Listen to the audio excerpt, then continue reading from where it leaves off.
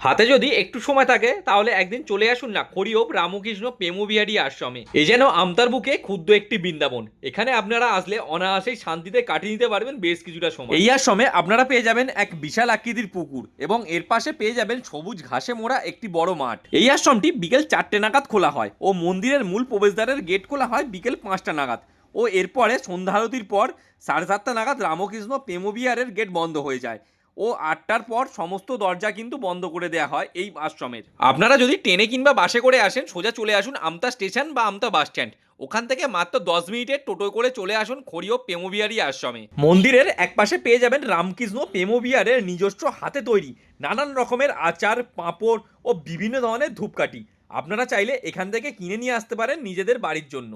মন্দির খোলা হয় 4টে থেকে, গেট খোলা হয় 4টায় গেট খোলা হয়, মন্দির খোলা হয় 5টায়।